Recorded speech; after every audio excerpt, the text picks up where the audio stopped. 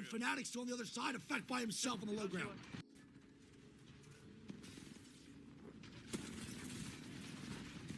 No, brother and Alliance gonna be dead. What a try by Effect.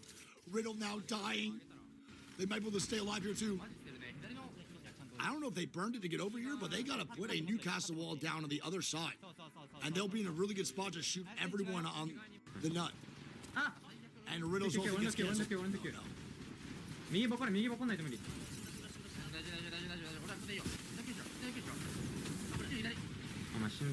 Riddle now dying. Nice, and Fnatic doing exactly what I just said. They put a wall on the opposite side. No, they didn't actually. It wasn't them. I think it was ROC. I threw a good time. No, it's not ROC. Who the f*** over there? Riddle Order gonna be dead. Fnatic trying to stay alive. You can go up. He doesn't go up. ROC looking for... Whoever put the Newcastle wall on the opposite side of the zone just won. QAD though, first place, 11 kills, 23 point. How you darn? Fnatic with a 2-3, ROC with a, I believe, what is that? A 3-3, Riddle with a 4-2, Virtus Pro with a 5-4, Alliance with a 6-3, Liquid with a 7-6, VKG with an 8-4, Metaculture with a 9-1, and 5 Fears with a 10 and 6. GG's. Game 2 now done, and it's Newcastle. So we're now on Storm Point, no Valk ban and no Ultra ban. We're getting the Newcastle, or Caustic Newcastle special from games 1 and 2. This is where they just switched up, bro, and I just don't understand. Heated coat? Nah, I'm locked in for this world, man. I got little boots, you know? I got a jacket going. I'm fine, man. I'll be good. I'll be chill. I did lose weight recently. Yeah, I lost like 15, 20 pounds. Last like 3 months. I mean, Fnatic looks a little bit more like themselves day in, day out when they're playing. But Fnatic is still not the Fnatic that I'm expecting at LAN. But also, dude, scrim time, pain. The blessings of the heavens do not fall impartially. This is like, be tactical. You know what? Like, honestly, I thought Shungite. I thought he was dumb for Shungite. No. Okay, we have topped that. Dude, I can't believe it. I cannot, like... I beat him in a game of Fall Guys, but he was the real Fall Guy. It's so insulting to me. It's just so insulting to, like, fathers and husbands in general, that this guy is, like, trying to act like... You know, guys, I love my wife and kids. That's why I was talking to a biker! And sometimes it was inappropriate. When he says from a moral standpoint, I'll absolutely take responsibility. What does that mean? After being silent for 4 years and calling everyone liars for calling him out, like now he's gonna take responsibility. What is this responsibility? Like, okay, that's really good, Doc. I'm glad you. Like, I'm gonna go on vacation. I'm gonna let the guy down a little bit and come into it. Like, dude, you know, I wonder what YouTube's gonna do about it, because I've always been one of those people where I'm like, I don't believe in deplatforming individuals, unless of course there's a possible time that there's. I can't, like, if you interact with a minor, I don't think you should have because, Shameless. especially if you're Forget interact. Inappropriately interact, okay? Yeah, like, dude. I just hate how, like, you have to be so vague about saying inappropriate, like, my interactions sometimes veer on inappropriate. Like, what does that even mean? No more what if you, like, compliment them on their looks, which you shouldn't be doing to a minor anyways, right? Like, what the... What did you say? Was it sexual? What was it? Like, I can recall every interaction that I've had with a minor on YouTube, whatever. I can't. I had none. Well, like, I'm saying, like, interact, like, you know, if somebody comes and asks me, it's like, I'm going to college, what do I do? Like, can you help me out with this? Like, I'm like, oh, yeah, sure, I'll tell you, like, oh, you want to go into cybersecurity, this is, like, a path you should take, or this is a certification you should get. Like, that's my only interaction. That, I will say, that's not inappropriate. That's just, like, whatever. Like, people do... It's not wrong if an adult talks to somebody that's underage. It's wrong if that interaction... They get freaky with it.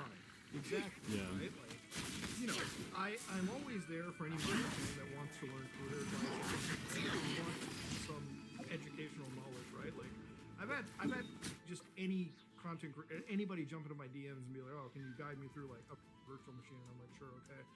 But never in a million years do you go beyond and, like, get freaky with somebody, because ultimately it is the adult that is 100% responsible, right? And that's just one of the things. You can't even trust if somebody is, like, an adult or a minor on the internet. That's why you shouldn't get freaky with anybody. Yeah. And you shouldn't get freaky if you have a wife and kids. Like, yeah, that's called the Keffels method. Like, honest to Dude, God, dude, it's I fucking can't gross. believe this. This is actually insane. Listen, if the I want to see the Emotions are like a screenshots. I'm raging so torrent curious that what in his mind is a little inappropriate, but nothing too bad. I want to know what nothing too bad means, according to the This doc. is the reason why I'm talking so heavily about like how people interact with minors, because it's like there is such a clear understanding of how you talk to a minor. You know, like there's Yeah. it's so If you're not sure, then you don't do it. It's really that simple. exactly no more minors. If you know something is inappropriate, how do you say, oh, someone and it's like Weird. Another question you have to ask is like, who veered the conversation? Was it the minor? Then you as an adult have to cut that off right there and be like, that's not appropriate, stop. Was it like a late night conversation that you had with some minor like 1 in the morning? It's like, That's awesome. you Yeah. know, like, Your Honor, it was demon hour. I was getting freaky. Yeah, like, yeah, right? Like, it was late at night, you know what I'm saying? It was a long day of Call of Duty Warzone. after dying constantly in Elden Ring, I needed something to get the edge off. Stupid question, dude. What's his wife doing? Okay, his wife must be going through hell. Okay, gets cheated I on. hope she's at least in the pool or something, like getting at least a little Dude, bit what? of, like This getting. is like this is an actual tragedy. Okay, You know when people are like, this guy you is know, a kid. You know when people say like, oh man, you know, this guy's getting divorced or something, right? Like half his money is gone. It's like, this is one of those reasons where like, this is one of those moments where I'm like, yo, I'm actually in support of the state. Ask this guy, because I just don't care. He's like I have my rules on morals and ethics. It's like I hate to sound like this sounds really wild these days, but it's like when I say like I have a pretty traditional sense of living, my whole life is basically taking care of my like family, wife, kids. I don't have kids right now, but wife, parents, and that's pretty much what it comes down to. I would be so. I don't think I could face my family if I was in a situation, right? Like I couldn't even look at True, Jen if but I was also talking his to, wife you know. obviously knew that this was going on. They were in court for right. Oh You yeah. go through a court case, you know why this is going on, I mean, right? I'm just. I don't know how much like I don't know if he went to court by himself or something. And he's like, yeah, you know, my No, situation. I don't know. oh come on, man. He went to court. What his wife wasn't wondering why he was banned from Twitch. He knew why he was banned from. He didn't tell his wife. Rod Breslow or whatever the hell his name is knew he was banned. His wife didn't know why he was banned from Twitch. Dude, now I'm really mad at Amazon and Twitch. I'm mad at for people letting for not this saying this situation- sooner. Dude was For messaging 4 a minor years. inappropriately. For Like, 4 years, this You guy leave got him to with his operate. platforms, but they told Discord? You put him on No, YouTube? wait, hold on. How does the fuck is Discord it- know? how Twitch the fuck told is it- them. How the fuck is it Discord did the adult thing and got rid of the weird guy on the platform? Like, I can't believe it. I'm never gonna make fun of Discord again. I'm never gonna say the Discord group, because at least Discord did the right thing. Trust and safety did their job for once. I'm mad at Twitch too. Twitch is gonna be forgiven for banning him, but Twitch should not be forgiven, okay? They should have explained what was going on. Honestly, yeah. It's like, and now I'm like wondering, like, why did the payout even occur? Like, what happened? It's like, because now you're gonna get the mystery unraveled. Like, topic kind of blew up into like a culture war in 24 hours. Yeah, a little bit.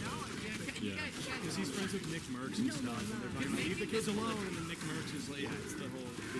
Making this political is Yeah, insane. it's a little retarded. Like I think if you're extrapolating from this, like, oh, a hypocrite moment because he's friends with Nick Merckx and Nick Merckx said leave the kids alone to some like trans group, and then but he's friends with Dr. Disrespect and he won't leave the kids alone. It's like imagine how like sewer brain rot, left versus right, my team versus yours, you have to Dude, be to see like You know, an objective how you know it's case a of. culture war? You know Tell how you me. know it's a culture war? Tell me. Because the quartering is supporting a guy that admitted to talking to a minor inappropriately. The quartering is the dumbest I don't know if motherfucker he's I've ever seen. Okay, I don't supporting it, like. though. Is he He supporting said it or firm is he? handshakes. That is Dr. Disrespect's tagline. That's what he says to his audience every day. With you, dude. Yeah, I don't know. They're- No, and he says he can thrive. The thing It's about like this people whole- respond to you and say, hello guys and gals, it's me, Nugahopper. That's the equivalent. yeah. That's awesome. You know, it's like just think about it like from this perspective. Like, if you're that much brain rot, it's like okay, that's just like don't you think this person should also get punished? Yeah, Can I side of the spectrum you're on. I don't care if you're on my side. It's or the other insane. side. It's You're crazy. You're gonna get sand, dude. Yeah, imagine how much like political allegiance you have to like I made a video. look at the other direction on Australia. Like you're a sick I actually. made a video last week talking about Ethan is online. He's a commentary YouTuber that he made a whole I have so much history with that guy. Okay, I'll ask you about it in a minute, because this is the first video of his I watched. It was him calling out Predator posters because he doesn't like the guy. great And video. because he doesn't like the guy, basically defends Miles for like 30 minutes straight. Yeah. I watched this video on stream. I was actually mauling. I couldn't believe it. And I titled the video these, and then I like also had like the Bosch with his clips about miners, and there's also recently there's the guy that attacked Donut Operator in Praise of Shadows because Donut Operator was upset that a file got killed, right? Like it's just back to back to back. This I year love has that been clip so woke much, Nux, by the YouTubers way. defending files in 4K. I don't True. understand what's going on, and people are calling me a Nazi for going against them, obviously. Yeah. But guys, they're defending files. I mean, This isn't like political. when I saw that Donut Operator clip, like I had an out of body experience because it was like, okay, hold on a minute, like hold on, no, like for real, like hold on, like it was like when he was like he's laughing at a guy dying, and then I look at the title and it's like Predator gets shot in the head, Yeah. and I'm like sent to the moon laughing Yeah. at it. I'm like, wait a minute, you want me to sympathize with that guy? Yeah. The only, I'm like, on a guy on Donut Operator's channel whose whole, like, what his biggest videos are shooting breakdowns. You literally found the only video of the Yeah. Predator getting shot. And that's Like, how you know that's it. the one. That's the one that you're calling him out for. Yeah, Because that's how the you- Predator got killed. That's how you know it's backwards, because Hassan has the clip Thank where you for he's laughing at the cop who's like getting shot, and then everyone's like, "Oh, that's base, like ACAB." But then like people look at this where the Predator is dying, and it's like, "Well, no, I mean, let's hear him out, guys. I mean, we don't know. We shouldn't be. He wasn't always like He this." was pro-state, pro-death, and pro-execution of people without a trial. Is that Stewie Griffin? What the hell? That was really good. That was in Praise of Shadows. Oh. It was supposed to be. Yeah. No, but I mean, that supposed Ethan to is be. online thing is crazy because he literally uses mental gymnastics to like convince himself that predator catching is bad. It was Like, I insane. don't- It was my favorite part of his video where he goes on this whole thing. He's like, "So, dude, if you're trying to protect children, instead of going after files to get them arrested, why don't you get them therapy and housing?" Yeah, Like, no, what the that's fuck literally are what you- he said. It's like, are you like you're like I wish I could say what I want to say, but like you leave. God, insane. Like, I will never give you the benefit of the doubt on anything ever again after It's this video. crazy. Imagine seeing that and you're like, oh, therapy. Yeah, the therapy actually requires type shit. You know what I mean? You're like, that's the therapy. Donut Operator can tell you something about that. My whole thing about like any of the like I honestly like it. I feel like a lot of it has to do with the fact that these people are they're not political so much as they are just contrarians. You know, it's like they just have to be on the debate side. It's like like I've always said this. I'm like, there's just some debates that I don't think are really worth wasting your time on. Right? Like, are files really? Yeah, they are. They're horrible people. You know. Be done with it. Like, I don't understand Bro. what the Dude, is that's so that's how controversial about bad it. it's gotten with the fucking brain rot. Is that I heard I forget which one of these like bread tubers said it, but they said like saying pedophilia is bad is a useless virtue signal. What? Yeah, said this? they're like, oh, everyone already agrees, so you're just virtue signaling. I'm like, what? Like, you can't even say pedophilia is bad without you thinking that's like a political statement? That's disgusting. You have worms in your brain. Like, that's so demented, and like the fact that you see that through that lens is like, bro, you've been psyoped. Like, I don't even know how. Like, if Actually mind controlled I by couldn't Twitter. believe it. Like, I couldn't believe it. These people aren't real. You should know. No, okay? I know. They're not real people. Yeah. Yeah. Well, that's actually interesting. I actually, Noah Sampson. He's one of these bread tuber guys. Yeah. I actually. ਰੋਕਦੀ ਕਦੇ ਮੈਨੂੰ ਫਿਲਮਾਂ ਦਿਖਾ ਦਿਆ ਕਰ ਕਦੇ ਕਦੇ ਮੈਨੂੰ ਵੀ ਕਮਾ ਲਿਆ ਕਰ ਸਾਰੇ ਸਾਲ ਵਿੱਚੋਂ ਜੇ ਮੈਂ Still well known in his like leftist space, but before he was, I'd say bigger and more people knew about him. He made a video on me because I'd made like a pretty simple commentary video just criticizing some points that he made. It was very simple. It was like 10 minutes, right? And then he made this entire 40-minute hit piece on me. Sounds just like you started dissecting it, bro. me. I did. No, 100%. No, I did. Okay, I threw a snowball at him and he responded with a rocket launcher. Fair enough. All right. Based. You know, and that's fair. You know, I 100%. I mean, who am I to sit here and say you can't respond to criticism I mean, or my anything, complaint right? was his. I saw his video recently on Think Before You Sleep, and I thought that video was very bad faith. I'm going to bring that up to him, but one thing I will give him credit for is that what a lot of these people in that, I feel like that camp like to do, like that echo chamber with like Hassan and stuff being the prime minister of the echo chamber, is that they sort of, because that there's this like safety that they get with the in-group, they never feel like they can just exist and get their views and their clicks and whatever without ever having to respond and engage with people outside of their bubble. They just choose not to. And Noah's actually agreeing to do a sit down with me, a podcast, probably in like a few days, in California. And I'm actually really excited to do that because we had this first beef, and I think it was actually somewhat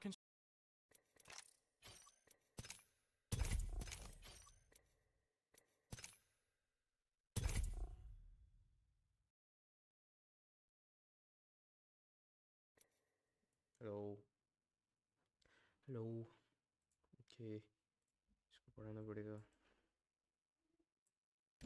Hello. Hello. My ambition. 雪花飘飘，北风飘飘，兄弟。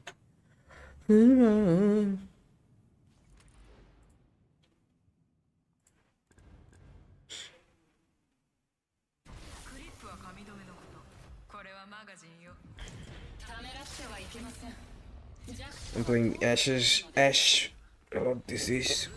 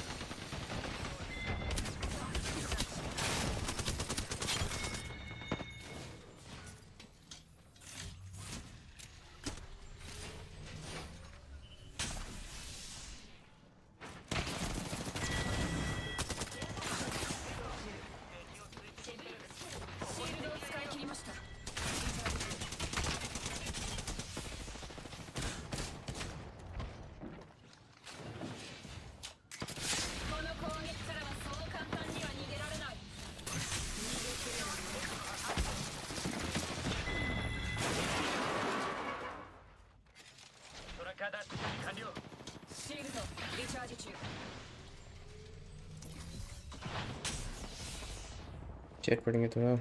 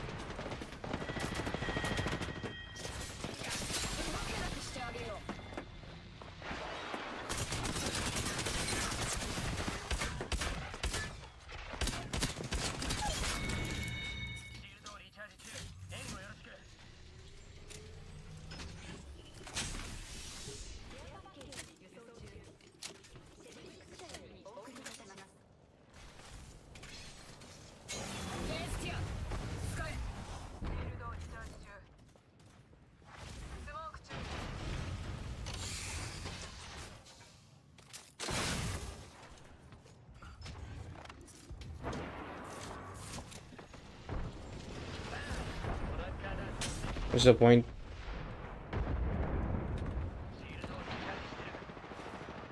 Oh, I have to fix my mouse. Just a second, just a second.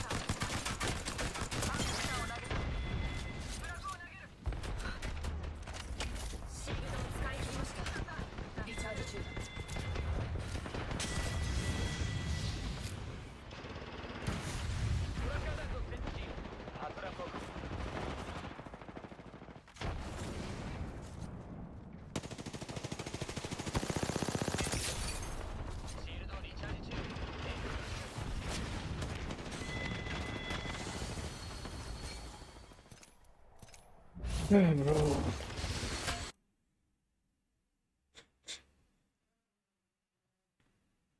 Bablu! Bablu!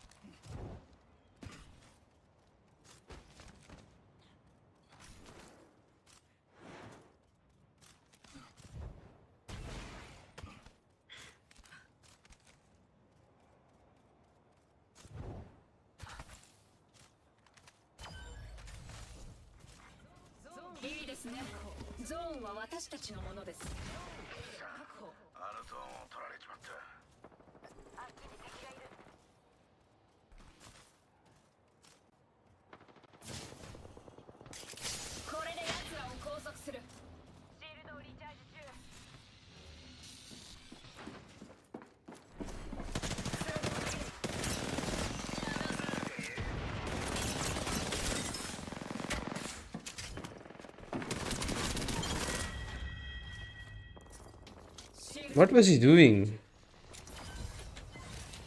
What am I doing?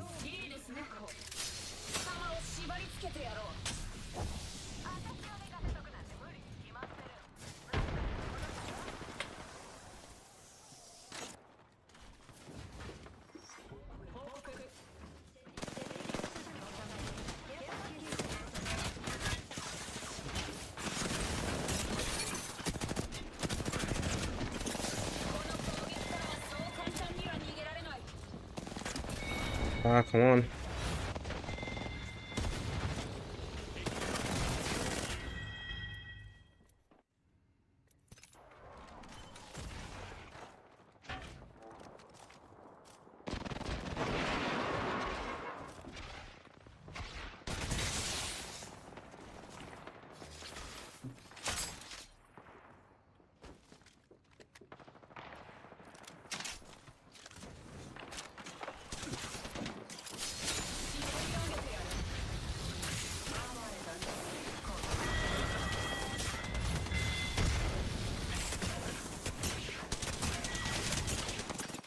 Lucky shots, lucky shots.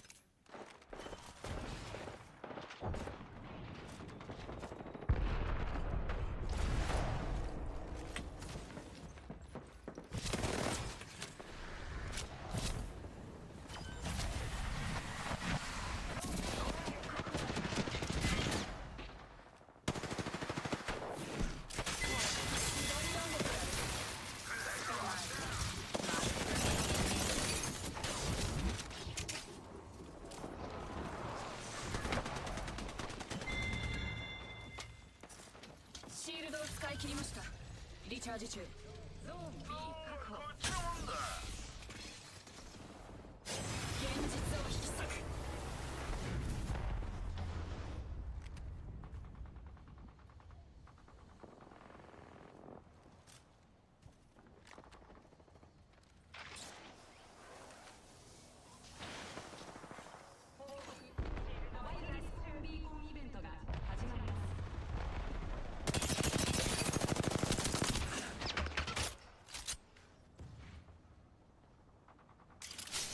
縛り上げてやる。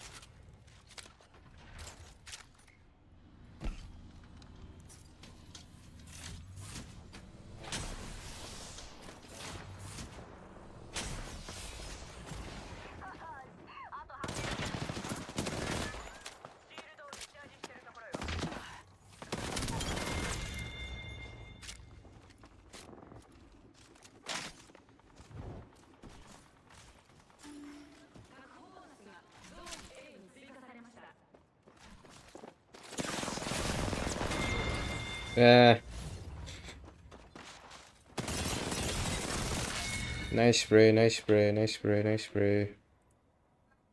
Nice spray.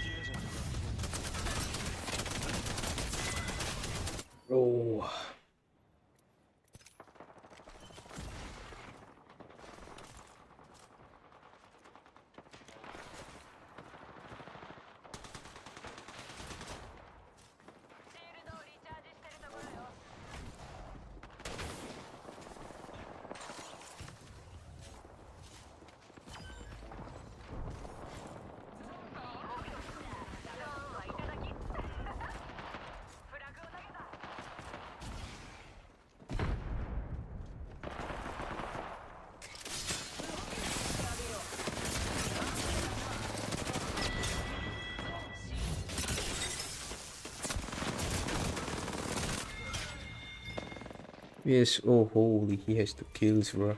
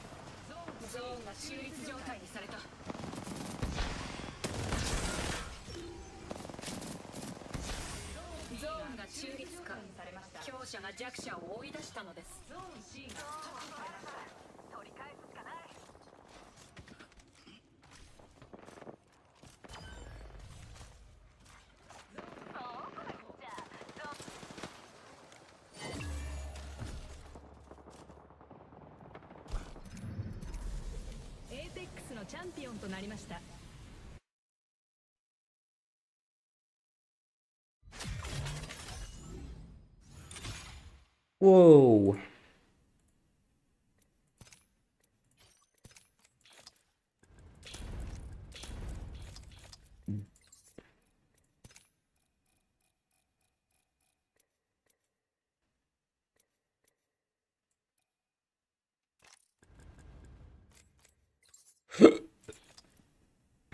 No 45.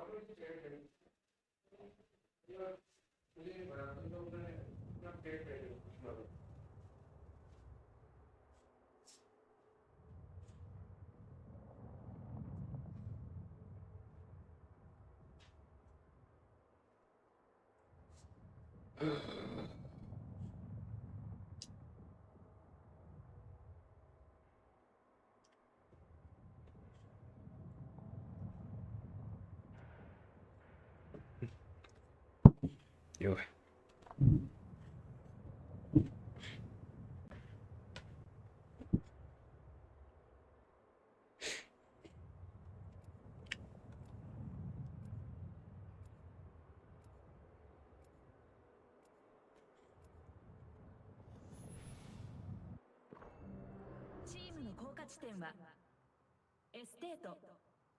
Esteto.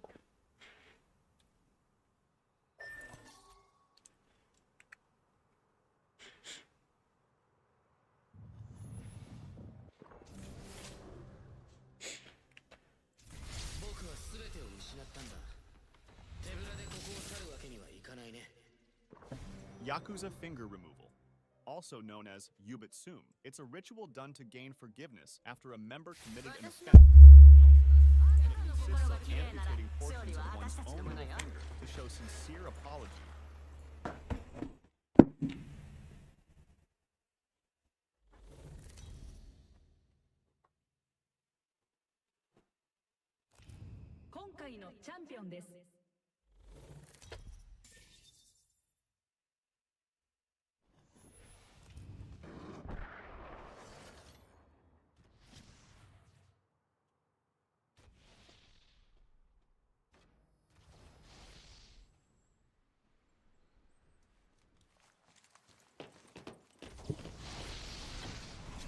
Oh, bro. Okay, wait. No, no, no, no, no, no. Where? And remorse to the other. I've put this one as the least painful because it doesn't usually cause lifelong lasting pain, and it isn't deadly, unlike the brutal ones further down the list. Bastinado.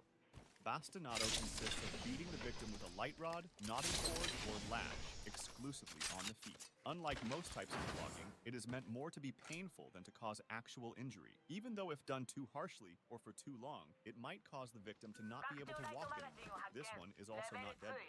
Pitch capping. Pitch capping involves pouring hot pitch or tar into a pot and forcing it onto the victim's head. The pitch was allowed to cool and the cap was ripped off, removing skin and tissue from the victim's scalp, scarring him for life. It wasn't usually done with the intention of killing, but deadly infections after this weren't that uncommon.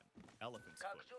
This punishment, also known as gunga rao, was mostly used in Asia, specifically India, and it consisted of killing the victim by crushing him with an elephant. There were two variations of this. If the victim was lucky, his head would be placed on a pedestal, and the elephant would crush it, instantly killing him. This wasn't that painful because the victim would die instantly, but the second variation wasn't as forgiving. Some royal members wanted to sit down and enjoy a long show, so they ordered the elephant legs and arms.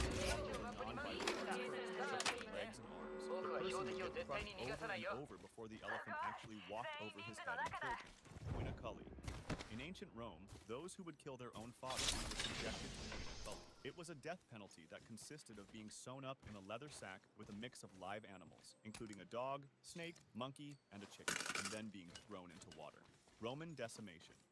In ancient Rome, when military units or a large group were guilty of capital offenses such as cowardice, mutiny, or desertion, they went through the process of decimation. A cohort of roughly 480 soldiers that needed to be punished was divided into groups of 10, and each group drew lots randomly. The soldier who picked the shortest straw had to be killed by his 9 friends, often by stoning, clubbing, or stabbing, while the 9 surviving ones had to stay outside the fortified security of the camp for some time. Since the killed victim was chosen randomly, all soldiers in the group were potentially liable for execution, regardless of how guilty they were. Blowing from a gun. Blowing from a gun is a method of execution in which the victim is typically tied to the mouth of a cannon, which is then fired, resulting in instant death. A description of what happens was given by an English soldier in the 19th century, and he said that the victim's head goes straight up into the air for about 40 or 50 feet. The arms fly off right in the high up and fall. While the legs drop to the ground with the muzzle of the gun. アップグレードがないと不利になるわ。敵のリロード中よ。シールドを回復するわ。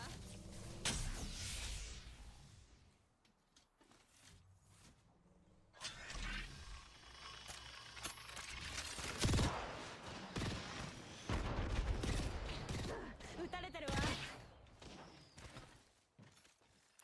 こっちよ。シールドをリチャージ中。あっちよ。ダウンさせられたわ。リロード中。敵を倒した。次は。待ってて。助けてあげるわ。つい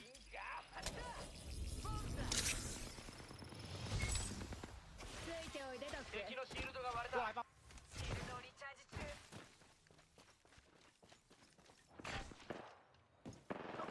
攻撃されてる。アークスターを投げる。敵のシールドが割れた。直してあげる。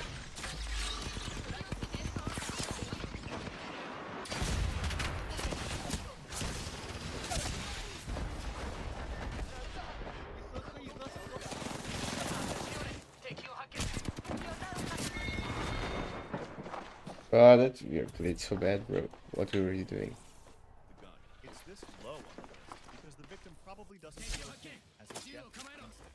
Basil II's blind journey. Byzantine Emperor Basil II reportedly captured 15,000 Bulgarians during the Battle of Kleiden, so he decided to use them as a message to their homeland. He divided the prisoners into groups of 100, and then he had 99 out of every 100 blinded, with the 100th man being blinded in only one eye, so that he could still lead the other 99 back home. Bulgarian Tsar Samuel died of a heart attack on October 6, 1014, reportedly due to seeing his soldiers blinded. Castor oil poop barrels. Making someone drink a lot of castor oil caused stomach pain and made them so sick that they could no longer hold their poop together. They would then put the person in a big human-sized barrel and remove them when the person confessed. This could even go as far as leaving the person to drown in their own body fluids inside the barrel if he didn't cooperate. Immurement. Immurement was used both as an execution method and as a lifelong imprisonment method. It consisted of putting someone in an enclosed space and really tight space, such as behind a wall, for the rest of his life. If it was used as an execution method, the person would be left to starve to death, while if it was used as imprisonment, they would regularly give the victim food. Rack. The person would be forced to lay on a rectangle-shaped wooden rack that stretched the victim's body by pulling the arms and legs in opposite directions. It caused incredible pain and could lead to dislocated limbs and torn ligaments. It was mainly used as a method to get information, but it could also be used to tear the victim's limbs out and leave him bleeding to death. Tarring and feathering. Tarring and feathering is a form of public torture where a victim is stripped naked or stripped to the waist, while wood tar, sometimes hot, is either poured or painted onto the person. After that, the victim would have feathers thrown onto him, or he was rolled around on a pile of feathers so that they stuck to the tar. This would not only cause extreme burns to the victim's skin, permanently scarring him, but also psychologically humiliate him in public, as he was meant to look like a giant chicken walking around the street. Choke pear. It was a metal tool that was put into someone's mouth or booty hole and then made bigger on purpose. The tool would stretch the tissue to the point of no return. Aztecs' live heart removal. When the Aztecs sacrificed people to Huitzilopochtli, the sun god, the victim would be placed on a sacrificial stone, and the priest would then cut through the abdomen with an obsidian or flint blade. The heart would be torn out, still beating, and held towards the sky in honor of the sun god. Heretic's fork. It's a collar with two sets of metal forks at each end. One set was placed under the chin and the other at the sternum, and the device was secured around the neck. This forced the victim to keep their head raised, leading to severe discomfort and sleep deprivation. The person would be asked questions or just be left there, while the fork slowly pierced through their neck and jaw, and this lasted until the victim could no longer hold their head raised, causing the fork to pierce through. Rat's cup. A method attributed to the Roman Emperor Nero involved tying a cup filled with hungry rats to the victim's stomach and then applying heat to the bottom, forcing the rats to burrow through the victim's body to escape. In some parts of South America, they used a variation of this method called the rectoscope, which consisted of inserting living rats into a victim's rectum through a tube, forcing them to make their way through the victim's body to get out. Catherine's wheel. An execution method where the victim's limbs were tied to a large wheel and then struck with a hammer or iron bar, breaking their bones in multiple places. The wheel was placed on display later on, often leaving the victim to starve. Boiling alive. The victim would be lowered into a large container with a boiling liquid, such as oil, gradually and slowly. The first exposed parts would be the extremities, such as fingers and toes, which have lots of nerve endings and cause incredible pain. Then the skin, muscles, and fat softened and liquefied due to the heat, while internal organs and the flesh got boiled from the outside, making this a slow and agonizing process. In another variation, which is thought to be even more painful and long, the victim would be lowered into a normal temperature liquid, which would be gradually heated until it started boiling. Keel hauling. Keel hauling was a severe maritime punishment where a sailor was tied to a rope and dragged underwater from one side of the ship to the other, passing under the ship's keel. If the person did not drown or get vital damage from the rusty and sharp wooden body of the ship itself, they would just do it again until the person was no longer alive. It was feared for its brutality. Sawing. When used as an execution method, the victim would be hanged upside down to make the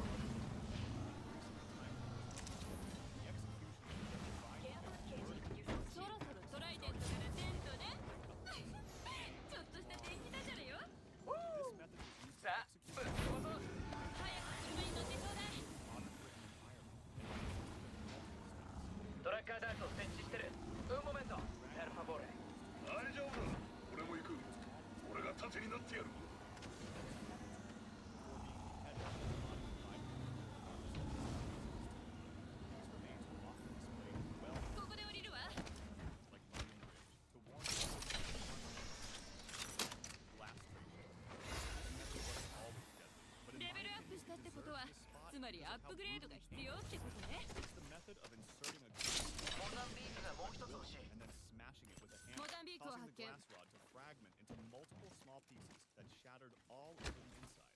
Bamboo through booty hole. A bamboo would be put inside a person's モザンビークが booty, もう and it 一つ would 欲 be しい left there. The bamboo would grow really quickly inside the man, causing incredible pain. It was sometimes left until it exited from the other side. Spanish donkey. This was a sharp-angled wooden device. 生命反応がないかこの場所を監視しておく With weights みんな attached to their feet. あっちに行くぞ報告ファーストキル発生敵の位置をマップにマークしたどっちで行け敵がいたぞあんな見えるとこにいて敵を感知楽しいねリロード中ビンガ行くよもたもたしてられないアップグレードしなきゃ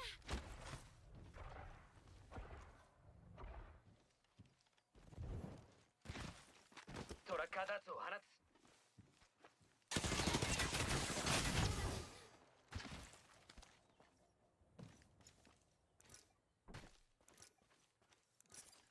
シールドを回復するわ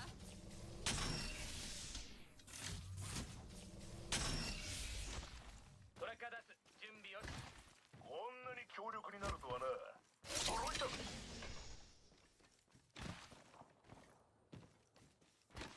こうに敵がいる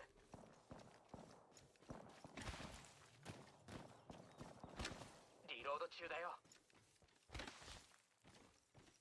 あっちに標的攻撃されてる敵を発見して追跡中アークスターを投げたやられたこの僕俺たちだけだぜブラザー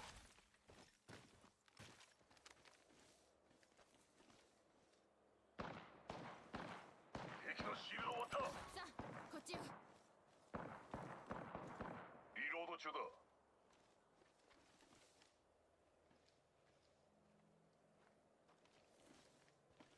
撃たれたわこいつは弾を通さないシールドを回復するわ敵のシールド終わったぜさあこっちよ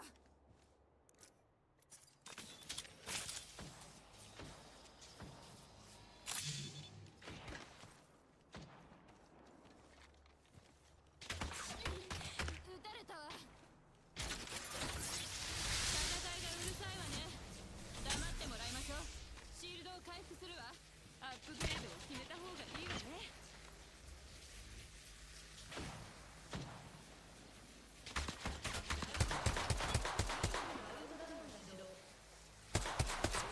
チャンピオン撃破次のリンクまで距離がある誰かがチャンピオンを倒したの展開レプリケーターが投下されてる必要なら使って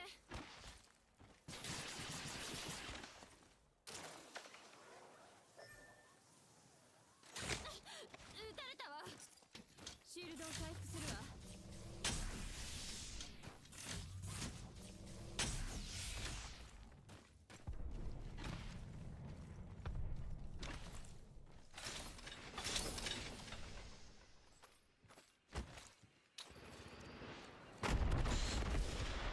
聞いて敵が降ってきたわ破滅の雨を降らせてやるよこいつは弾を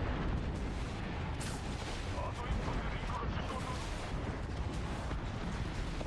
るようこっちは撃たれてるダメまたいリングに近い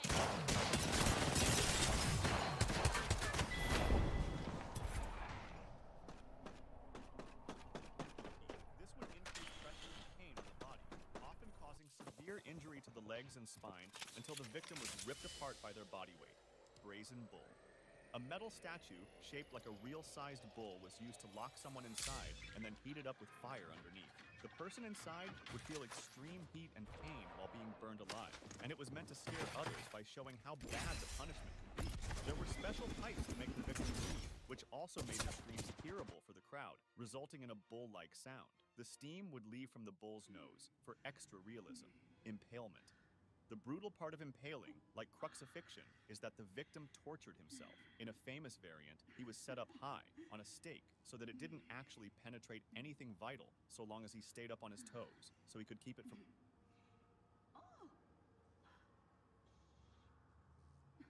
The fuck you're moaning, bro? going any deeper so long as he kept his Bro, toes. Horizon, holy shit, When Horizon, what the he got fuck? tired, he would slip a little further, and when he felt the pain, he would scramble up again on the already aching and exhausted muscles, only to repeat this process out of exhaustion a little later, and so on, until something vital got pierced. Another variant consisted of the Judas chair. A victim was still alive. Your blood vessels did not cause rapid blood loss, so victims チームの効果地点はクリニック。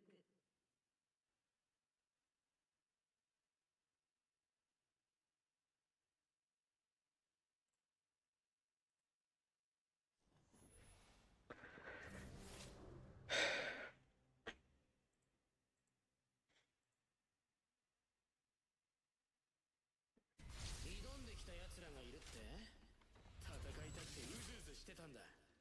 この戦いには復讐目的で参加したけど美人と一緒なのは悪く Spots な are いね。 available. They try to pressure this duo in the landside tunnel, but with Caustic, it's making that play risky, and they wouldn't even be in zone after winning this fight. Hal can hit, and Rock lets every nade they have fly. 今回のチャンピオンを紹介します。 This skin is so cute skin. That's just cute skin. Wingman time. こっちにエネルギーアーセナル。私の浮きスナイパーアーセナルを発見。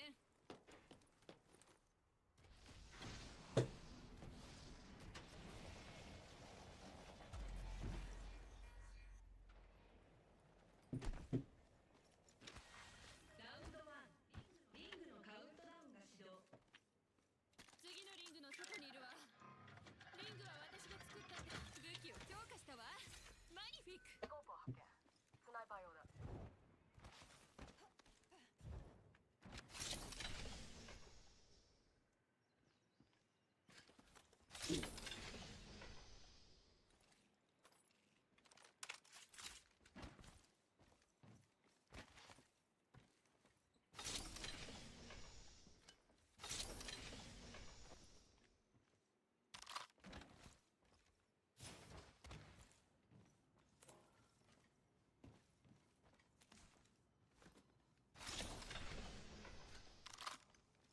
スコープを発見。スナイパー用だ。 R99 を発見。 それいただくよ。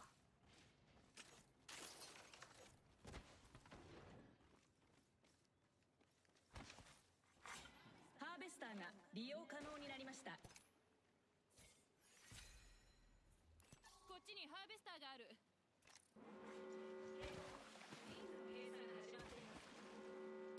リングの中にいるわ。悪くない。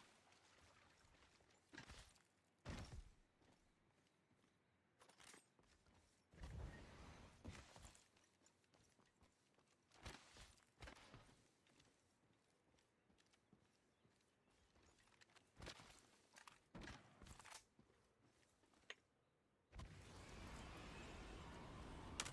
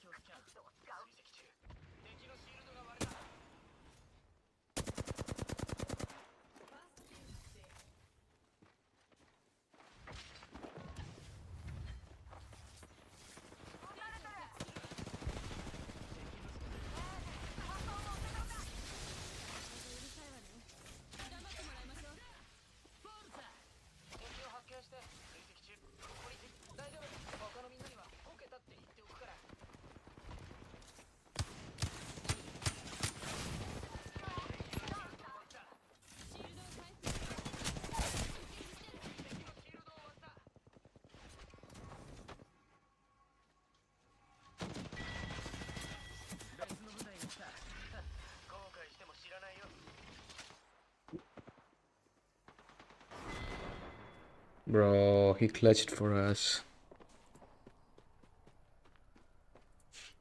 Warm up, niet eens warm up.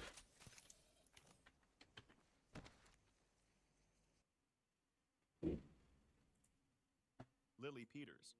On April 24th, 2022, what began as a normal Sunday afternoon turned into a tragedy. Around 3 p.m., 10-year-old Lily Peters left her home to visit her aunt. It was a trip she made often. The house was only a 3-minute bike ride away, and nothing seemed unusual. However, that evening, Lily didn't come home. At first, the father, Alex, thought she might still be at his sister's house. When he called, however, his sister said Lily had already left over an hour earlier. Alex tried calling the parents of Lily's friends, hoping she had stopped by to play, but no one had seen her. Growing worried, he retraced the path Lily usually took, and around 9 p.m. contacted the police to report her missing. While looking along a trail, though, Alex made a chilling discovery. Lily's bike, abandoned with no sign of her. Hours later, just before 9 a.m. the next morning, a volunteer searcher found her body under a pile of leaves only a few feet from the trail. Police confirmed the worst. Lily had been murdered. At first, investigators found no clues, but then, online, a post about Lily crime subreddit. While many people speculated, one comment stood out. A user called wrote that they had been playing Pokemon Go on the same trail that day. They said they saw Lily walking with another kid. The comment ended with, "I have a suspicion that it could be another kid that did it." The post was later deleted, but another Reddit user reported it to the police. That single clue gave investigators the lead they needed. Within hours, police arrested 14-year-old Carson, Lily's cousin. During questioning, Carson admitted to the crime. He explained that he had followed Lily as she rode her bike, lured her into the woods, and attacked her in a plan. He punched her in the stomach, beat her with a stick, and strangled her before as if nothing had happened. Later, after noticing police, he came back to move her body deeper into the woods and tried to cover it with leaves. Because of the brutality and premeditated nature of the attack, prosecutors decided Carson would be tried as an adult. He remains in custody to this day, with his trial scheduled for 2026. Utaho no Tatari.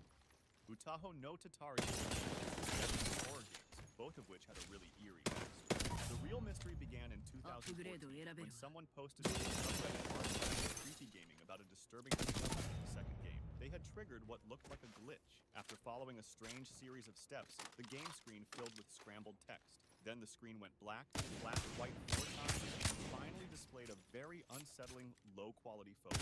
It appeared to show a woman with most of her face hidden in dark shadows and something wrapped around it. The image was so disturbing that players began to wonder if it might actually be a real photograph of human remains. This idea didn't seem impossible, since other games, such as Hong Kong 97, had used actual victim photos taken by users. Before long, people discovered that this was not a random glitch at all, but a hidden event programmed into the game. By changing their computer settings to Japanese, players could read the missing symbols in the error message with scrambled text. At first, it looked like but then, the game's main character, Utaho, suddenly began direction. The event was triggered by walking through 3 Torai gates, traditional Japanese shrine gates. Doing this started a hidden timer, and once the timer ran out, the so-called glitch sequence would play, ending with a disturbing photo. The question is where that haunting image came from.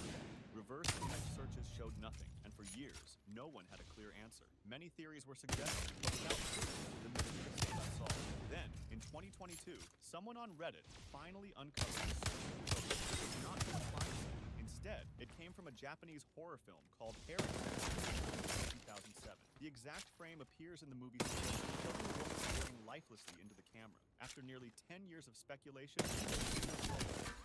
the post-it notes. On April 15, 2015, a man who used the username rbradbury had a really strange experience. He lived alone, but that morning he found a post-it note on his desk with words written on it. The handwriting was not his. At first, he tried to ignore it, but a few days later, another post-it appeared. This time, stuck to the back. It said, "Save your documents." This was the moment when Bradbury started to believe that someone was stealing the handwriting in his apartment and leaving these notes. Where are my bullets going? Who it was, he set up a webcam to record his death, but the situation only grew stranger. On April 20th, he woke up to another post. It read, "Our landlord isn't letting me talk to him, but it's important." Shocked, he rushed to check the webcam recordings, but the video files looked as if someone had deleted them. Soon after, even more posts, this time covering his doors, but they were all blank. Bradbury began to suspect his landlord, thinking that the handwriting on the notes looked similar to his landlord's. Not knowing what else to do, he turned to Reddit for advice. He posted on the subreddit r/explaining the situation and asking whether he could press charges against his landlord. The post quickly gained a lot of attention, and the most common suggestion was that Bradbury might be sleepwalking and writing the notes himself without realizing it. Then, a Reddit user named Kakerlak noticed something important in one of Bradbury's posts. Bradbury had mentioned that he slept in a small bedroom with no windows. Kakerlak asked, "Do you get bad headaches?" And Bradbury admitted that he often did.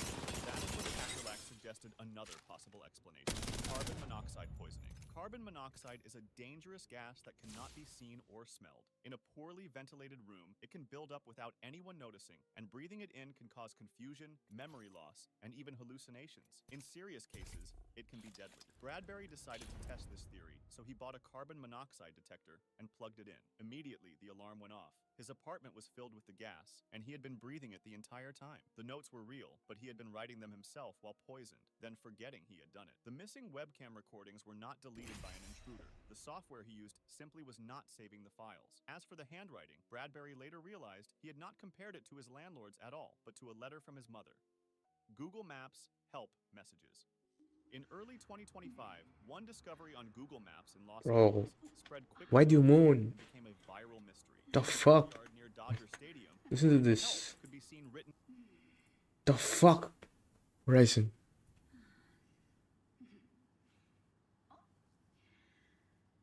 Just close your eyes and listen to this. Like, what the fuck? Man, the Japanese vehicle going crazy on the mic.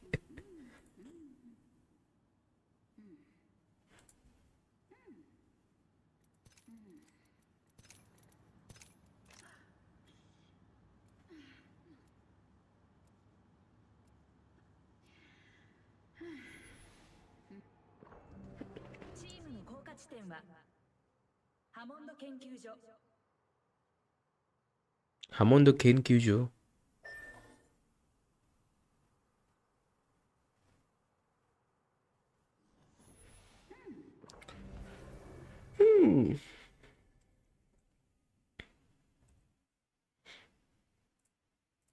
Again and again in giant letters. Nearby were other words, including federal and LAPD. Each letter had been carefully built using long pipes or large wooden boards. When people first noticed the writing, theories began to spread. Bro, what is this team? The fact that the writing was inside a Union Pacific rail yard fueled more suspicion. Los Angeles railways have a history of theft and crime, and some feared this was connected to organized trafficking. People contacted the LAPD, who quickly went to check the site, and around the same time, a social media user visited the rail yard with a camera to film what it looked like from the ground. What he found changed everything. The rail yard was surrounded by homeless encampments, and even though the area was supposed to be fenced off, a large hole in the fence made it easy to enter.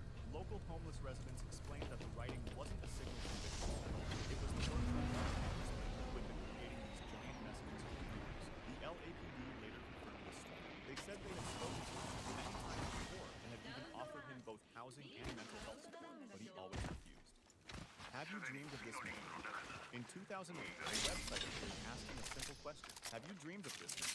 The site quickly filled with short, eerie stories from people who claimed they had. Posters with the same sketch and the same question even began showing up in cities. Within a year, the mystery had gone viral. More than 10,000 people had written to the site, saying they too had seen him in their sleep. Soon, the idea that this man was part of some real, supernatural phenomenon started gaining traction. On forums like 4chan, users decided to investigate, and they actually found the solution. A reverse IP lookup of the website showed it was connected to a guerrilla marketing company, a group that promotes ideas or products through unusual and attention-grabbing stunts. This raised suspicion that the Dream Man wasn't real at all, but simply a creation. In 2010, the site's creator, Italian sociologist and marketer Andrea Nutella, admitted that the whole thing was a stunt. He said the drawing was based on his father, and that the early Dream testimonials were not real, but he never explained what the campaign was supposed to promote, and the website was simply left online. Not everyone who emailed the site was lying. Many people probably did dream about the man, but it might have just been a mental suggestion after seeing the image and hearing the stories. I feel fantastic. If you're 18 or older, you probably saw the viral video called I Feel Fantastic. In it, a stiff robot with wide, staring eyes sang an eerie tune that kept saying, "I feel fantastic," while wearing different outfits. The video seemed to appear out of nowhere, and once it spread, people couldn't stop speculating about what it really was.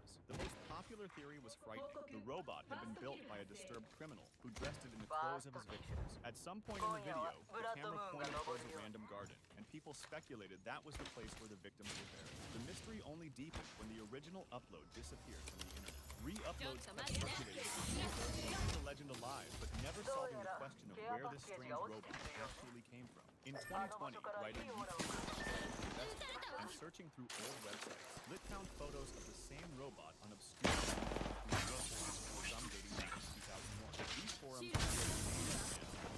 John Burger, far from being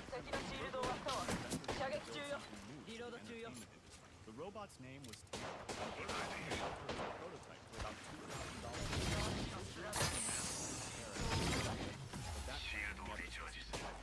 If you want to discuss this video or suggest an idea for the next one, join my Discord. Link in the description.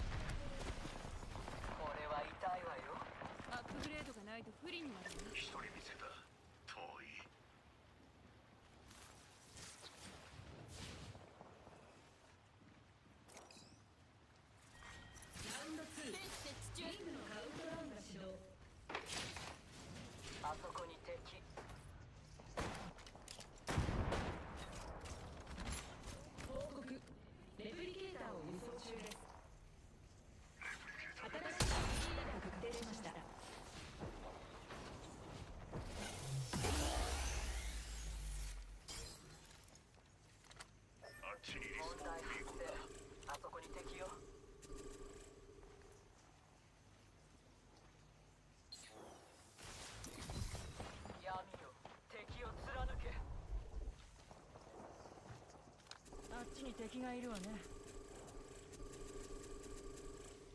被験者を発見。あ、そうだ。アップグレードを選んだ方が良さそうね。グレネードを投げるわ。グレネードを投げるわ。 क्या हाँ माइक लेके जा सकते हो लेके नहीं जाना है, करना है यहीं पे कर रिकॉर्डिंग। तू तू यहाँ पे आके गाना गा सकते है क्या? बहुत महंगा माइक है रे, मैं ऐसे ले जाने नहीं दे सकता। महंगा माइक है इसलिए भैया बोला है, लेके से लेके नहीं जाता है। こっちで敵の声が聞こえる。 हाँ भैया का रूम होगा, पूरा बंद करके रखो उसको। ठीक है तू कितने बजे जाएगा? Do you have your alt? हाँ तू आते माइक लेके नहीं जाओगे ना ऑफिस में? भैया देर रख के जाओगे ना? ठीक है आ जाना सुबह 10 बजे। 私たちだけ。できるだけペースを立てる。リングは数層だ。残り10秒。アップグレードを選んだ方が良さそうね。あそこを探索しよう。警告、リングの閉鎖が始まっています。リングが動いてる。行きましょう。外の人間を傷つけるように作ったの。被験者を視界に捉えた。遠いな。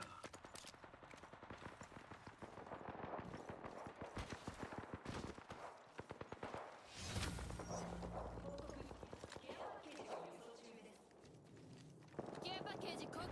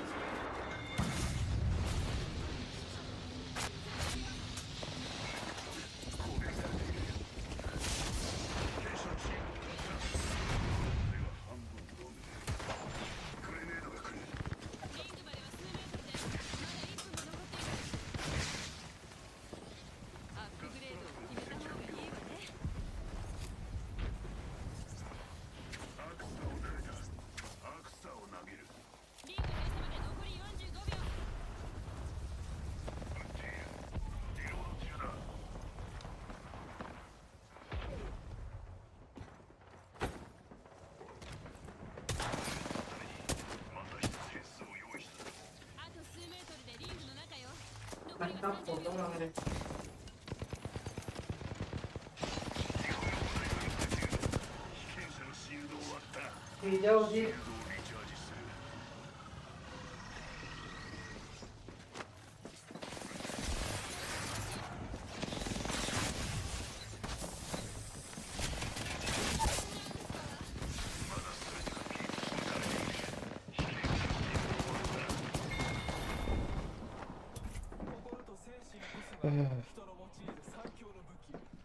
This is stupid of me.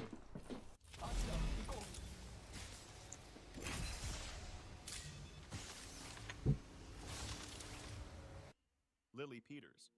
On April 24th, 2022, what began as a normal Sunday afternoon turned into a tragedy. Around 8 p.m., Bro, guys, like, listen to this stuff. The fuck, man? The Japanese VR.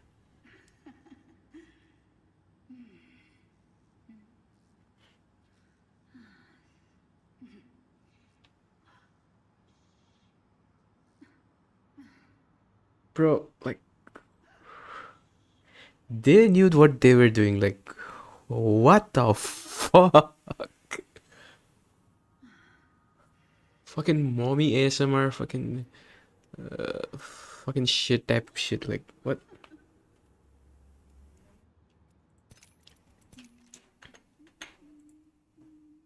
Lily Peters left her home to visit her aunt. It was a trip she made often. The house was only a 3-minute bike ride away, and nothing seemed unusual. However, that evening, Lily didn't come home. At first, the father, Alex, thought she might still be at his sister's house. When he called, however, his sister said Lily had already left over an hour earlier. Alex tried calling the parents of Lily's friends, hoping she had stopped by to play, but no one had seen her. Growing worried, he retraced the path Lily usually took, and around 9 p.m. contacted the police to report her. Utaho no Tatari. Utaho no Tatari.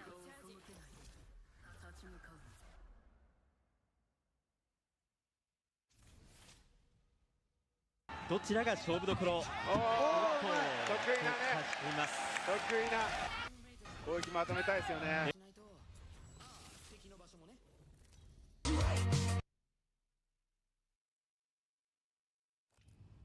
回のチャンピオンです。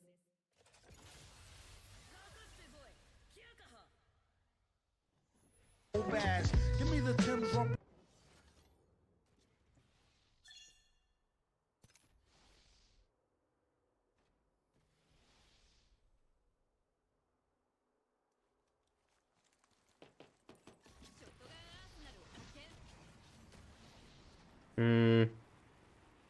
Yeah, we can like.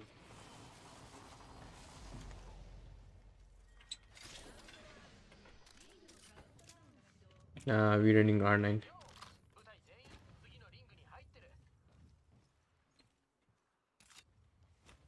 Sorry, bruv. I got the purple light mag.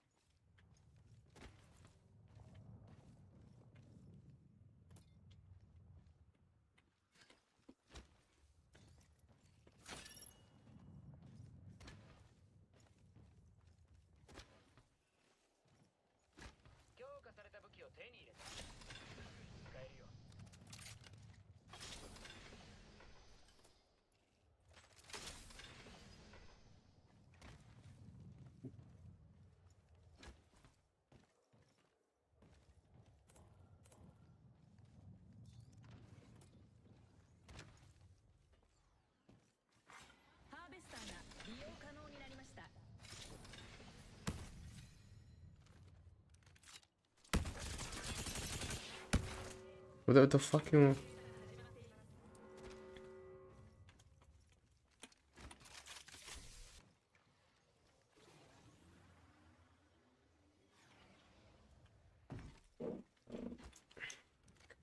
The fuck brother wants, bro?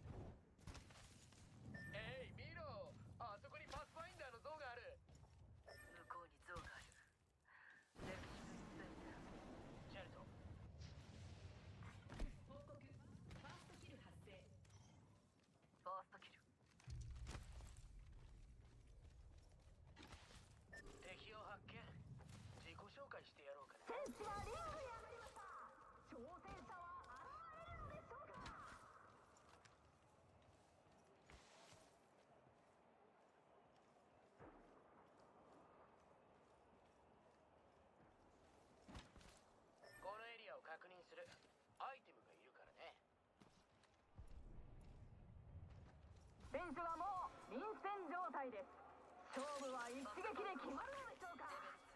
挑戦者の登場が待たれます。あですよね。近くに敵が着陸。おっと、撃たれた。向こうにケアパッケージがある。敵のシールドが割れた。フェンスを設置するわ。他の部隊が攻撃される。ダウンしてしまった。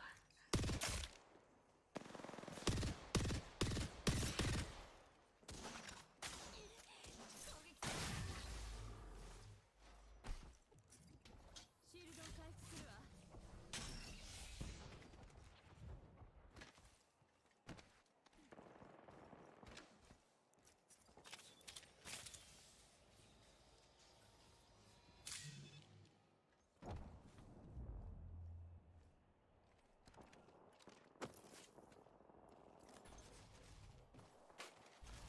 ところで消えさせないわ。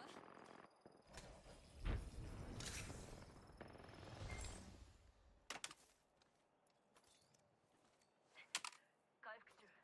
でも警戒はしてる。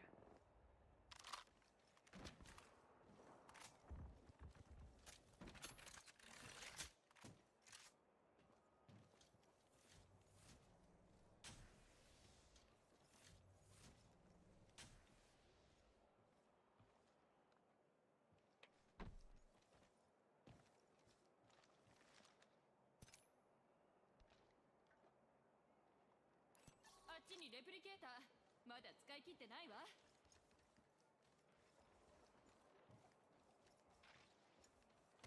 ジェンドがリングに上がりました。こっちを探索しましょう。挑戦者は現れるのでしょうか。空間回避。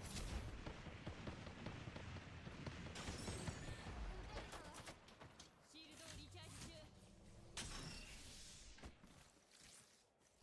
フェンスで遊びましょう。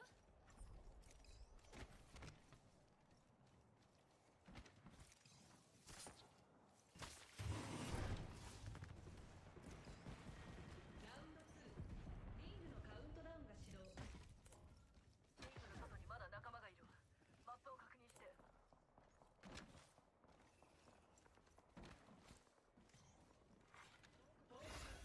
レプリケーターを輸送中。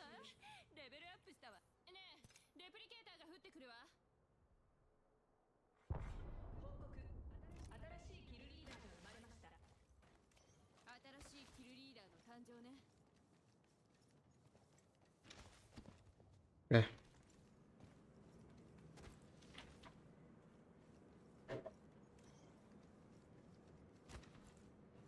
向こうにレプリケーター。まだ物資が残ってるわ。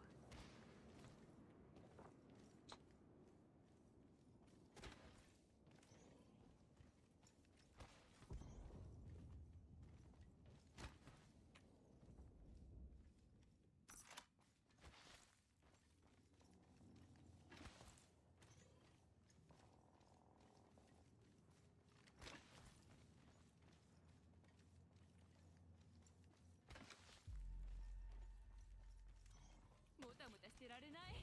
アップグレードしなきゃ。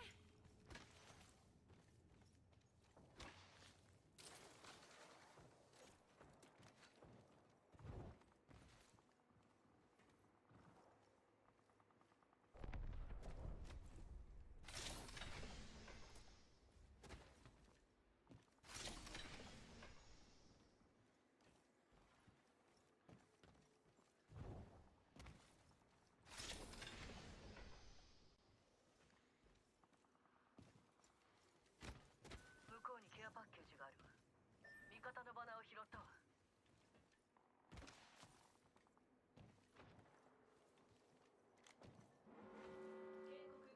リング閉鎖中。よし、リングの中ね。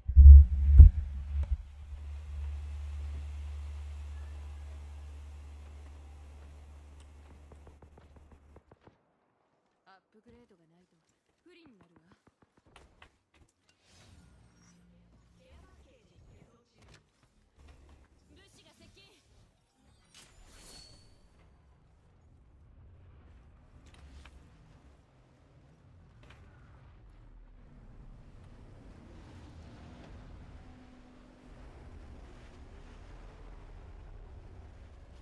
ああ、やり直せるって。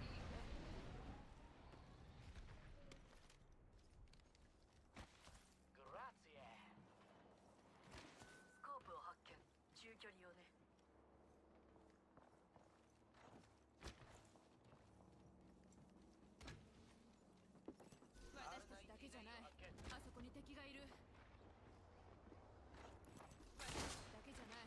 あそこに敵がいる。撃たれたわ。ラウンド3、リングのカウントダウンが始動。敵のシールド終わった。他の部隊のご登場だ。シールドをリチャージ中。レプリケーターを輸送中。フラグ行くぞ。レプリケーターが投下されてる。必要なら使って。フラグ行くぞ。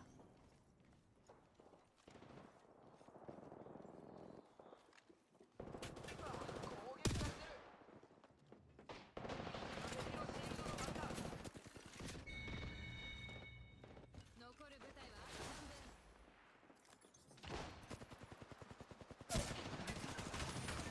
助けてあげるわ。僕はこっちに向かう。行くぞ。リングは遠くだ。ダウンさせられた。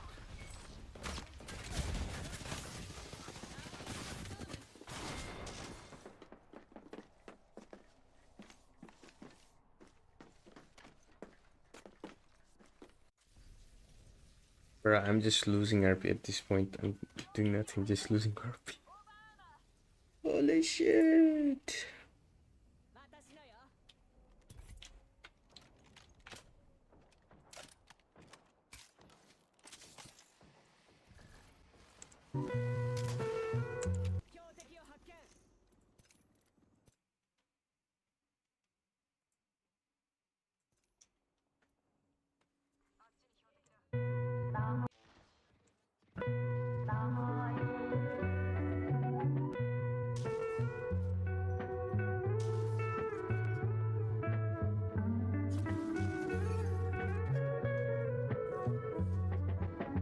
It ain't nothing like a fistful of cash or a blitz full of the hash that twists like a mustache from end to end, spread it like a rash. I'm talking through your Walkman or at your disco bash.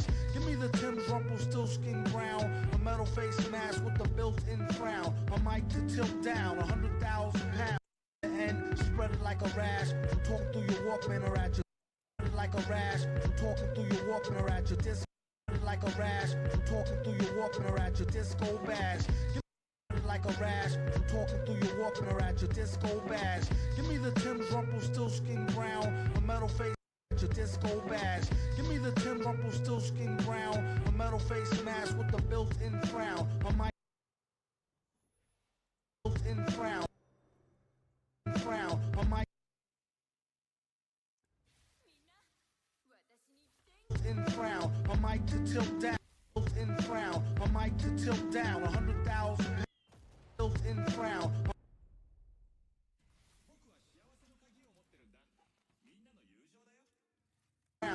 Built-in frown, a mic to tilt down 100,000 pounds and see how kilt sound.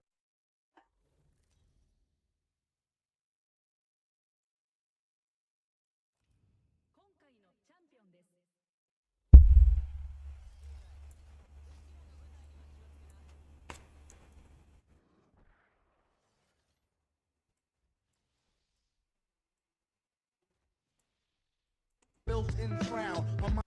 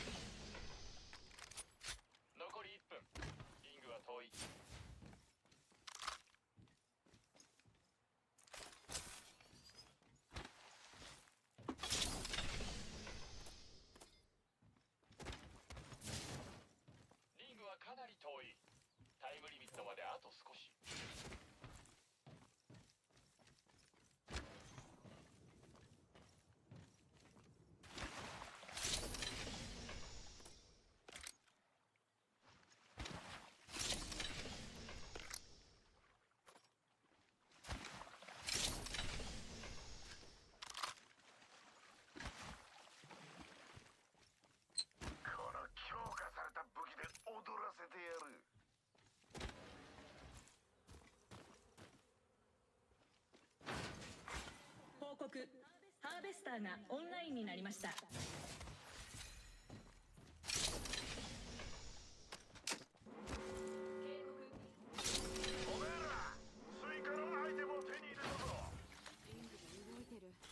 行きましょう。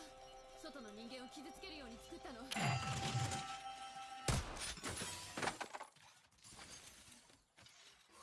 幅器を発見。パワーブースター。今のは忘れて。中距離用だ。増幅器を発見。パワーブースター。私が欲しい。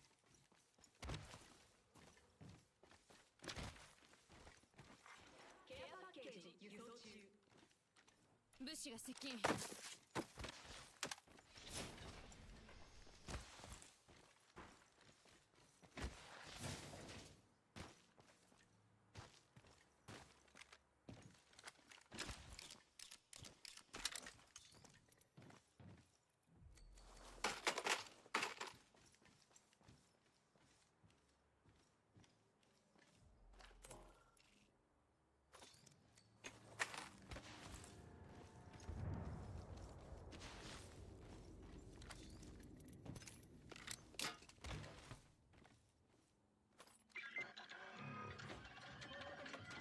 武器を強化したわ。マニフィック。全員オクトカーに乗ろう。なんか違うな。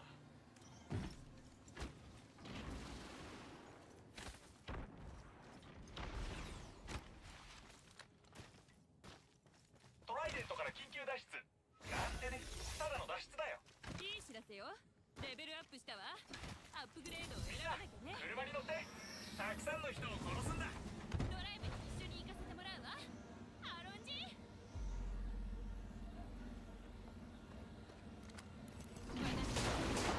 あそこに敵がいる。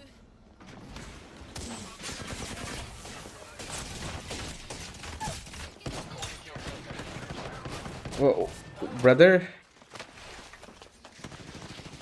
Bro, what were you thinking?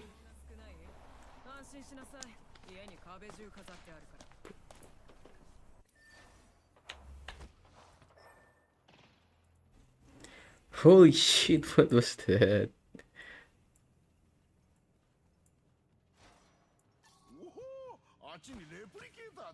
Built-in crown, a mic to tilt down 100,000.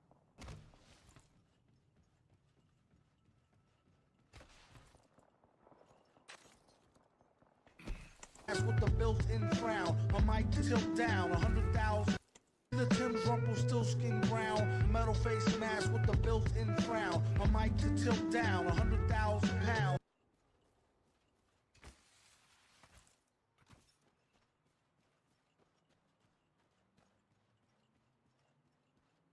Built-in crown, a mic to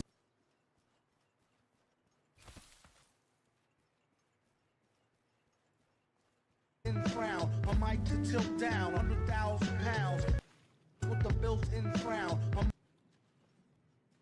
1,000 pounds. And see how kill down like spilt milk, clown. Cocoa butter on a very full of the hash that twists like a moustache.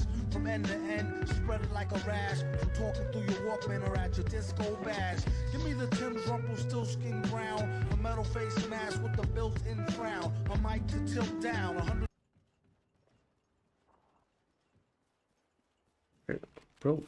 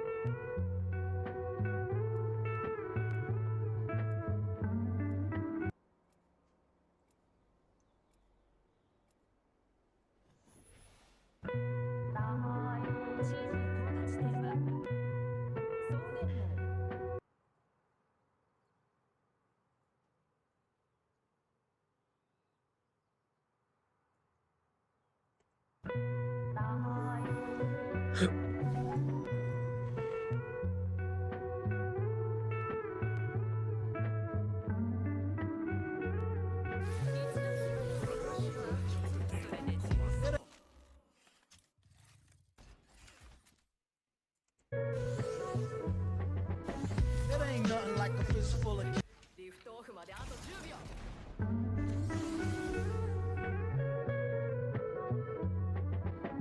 It ain't nothing like a fistful of cash or a blitz full of the hash that twists like a mustache from end to end, spread it like a rash. From talking through your Walkman or at your disco bash. Give me the Tim's Rumple still skin brown, a metal face mask with the built-in frown. A mic to 着陸準備よしあそこに降りよう鮮やかな着陸を見せてやろう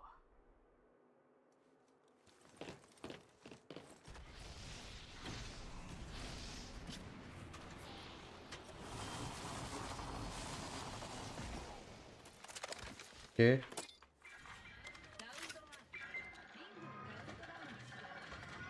武器が強化されたすごい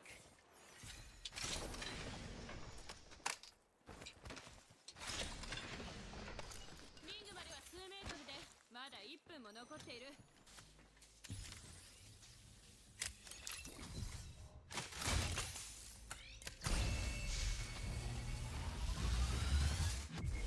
ングの位置をマークしたからマップの確認をよろしくね リングまではあと少し残り時間は45秒だ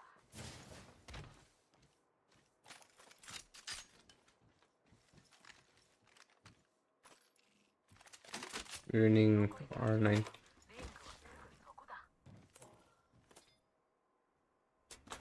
Ruining R9. What's called? Nemesis. Ruining R9 Nemesis. 拡張ヘビーマガジンを発見レベル3よ 10秒でリングが閉じるあと少し ハーベスターが利用可能になりました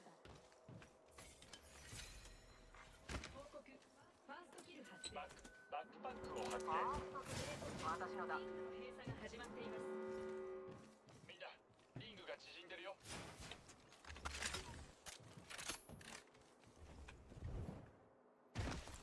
向こうから敵の音が聞こえるよ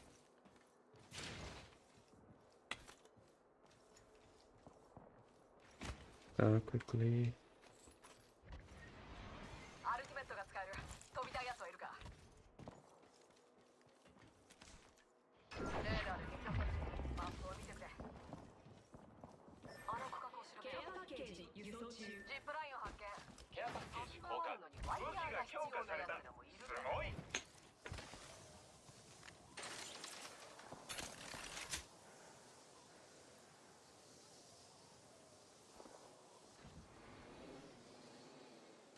あっちにケアパッケージアルティメットが使えるよあっちに敵を発見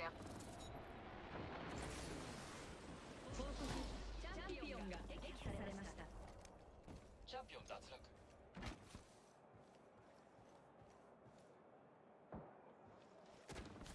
さあ選手がコーナーに立ちました挑戦者は誰になるのでしょうか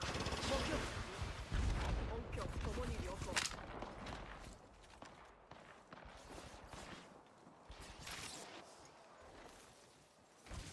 敵を確認した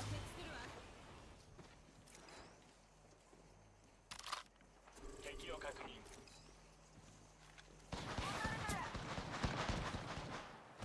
シールドをチャージして標的を確認敵のシールドを割ったよ戦場ダメいけてるわ戦いがうるさいわ敵のシールドを割った黙ってもらいましょう 友達が僕らを倒してきたよ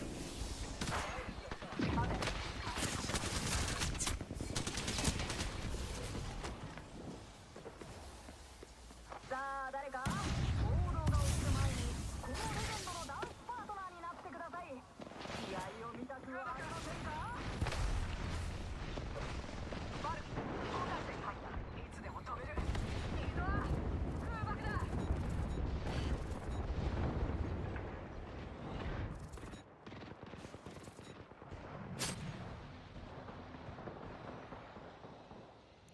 あっちよ行きましょう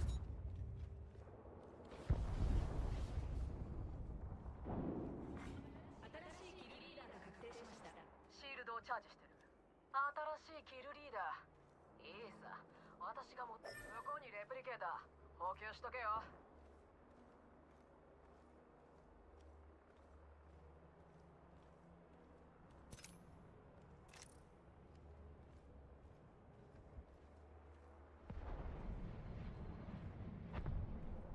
こっちはクラフト中。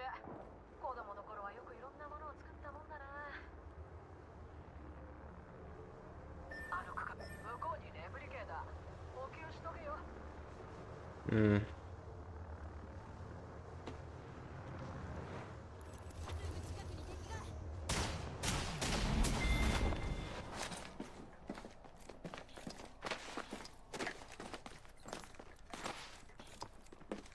あの区画を調べよう。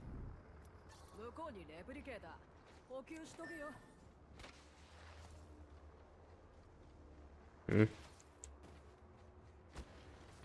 There.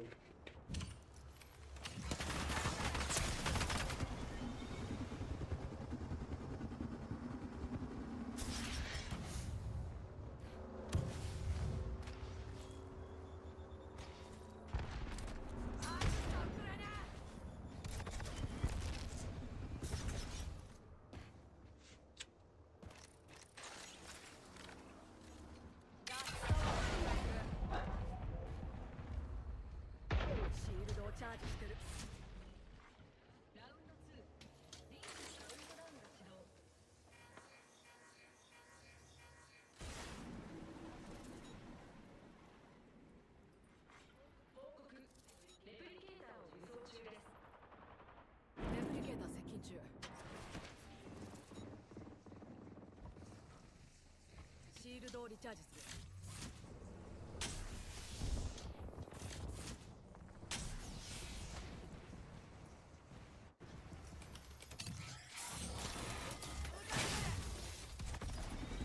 レベルアップ。アップグレードすればいいんだな。アップグレードやなんだ。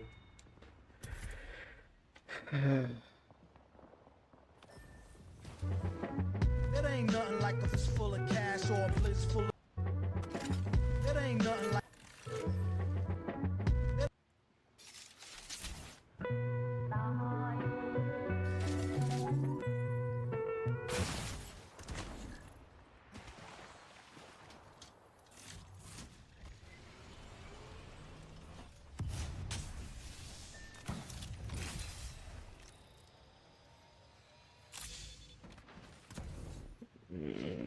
Bro, I'm losing my rank.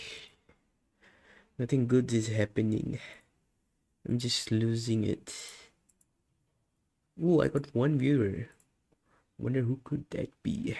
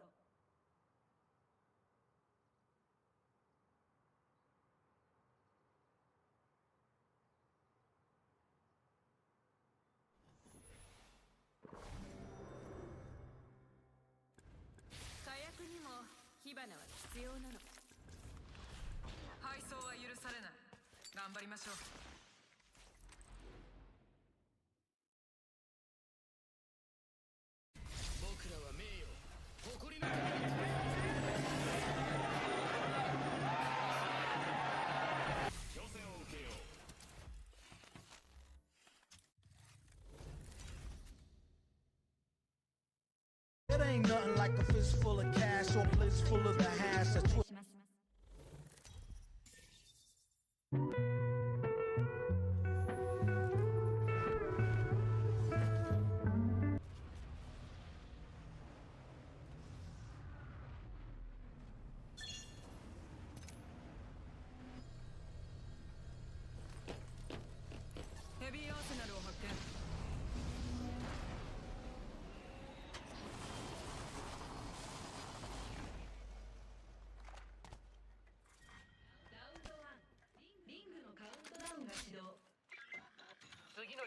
ってるジェラートでも武器が強化された。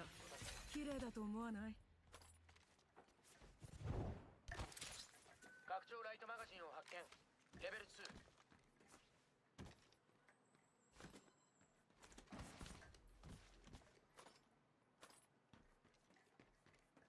強化された武器を手に入れた。すぐに使えるよ。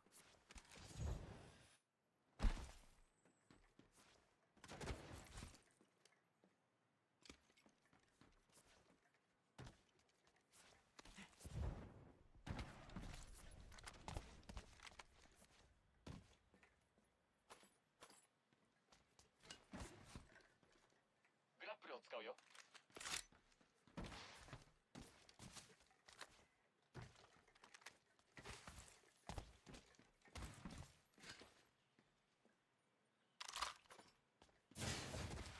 ハーベスターが利用可能になりました。警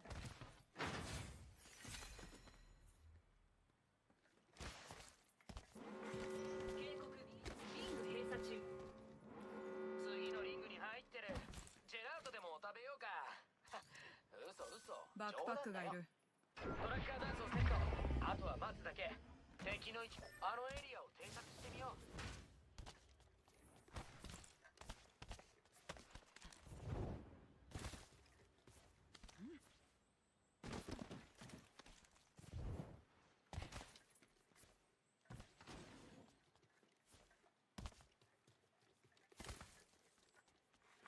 報告、ケアパッケージを輸送中です。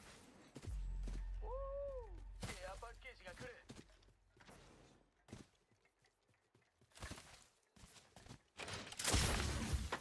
いぶしてあげる。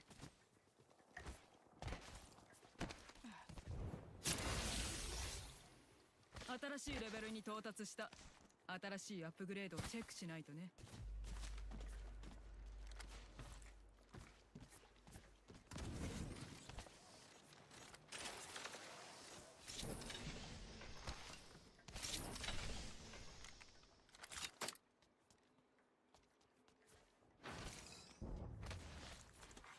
報告、ファーストキル発生。戦いが始まったようだ。楽しトラッカーダンスを設置。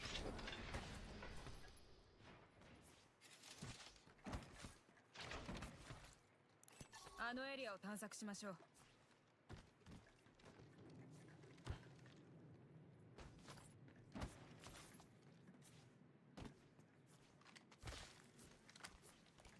グラップルを使用。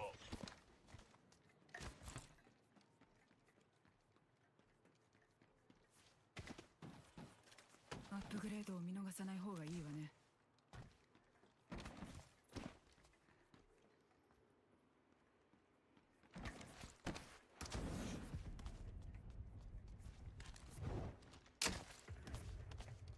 へへ、遠くに敵を見つけた。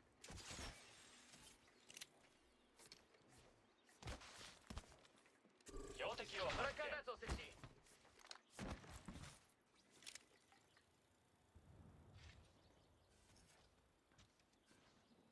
向こうに敵がいる。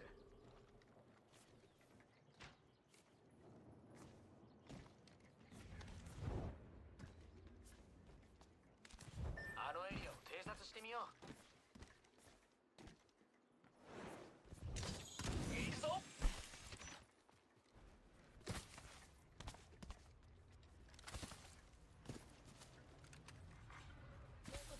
アップグレードを確保しないと。常に最新の装備を準備しておかないとね。新しいヒーラーには気をつけて。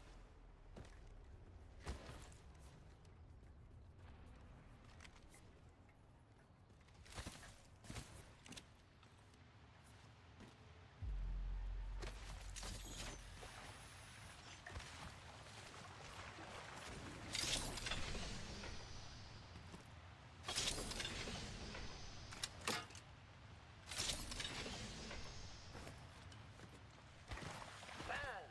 トラッカーダンスを設置。敵の位置をマップにマークしておいた。さあついてきて。僕は標的を絶対に逃がさないよ。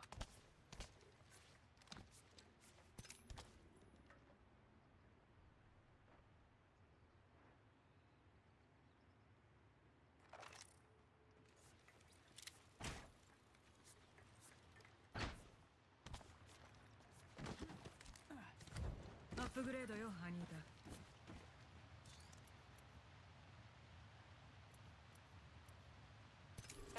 アップグレード準備万端。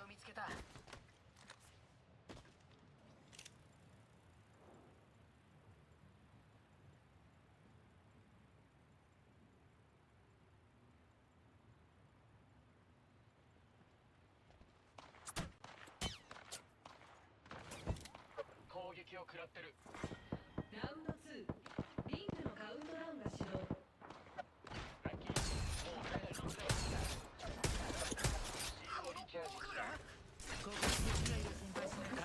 レプリケーターを輸送中。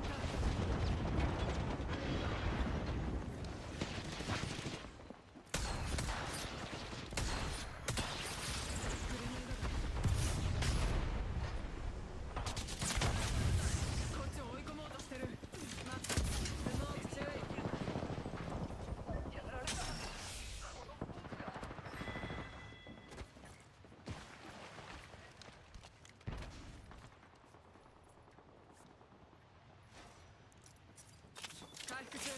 援護お願い。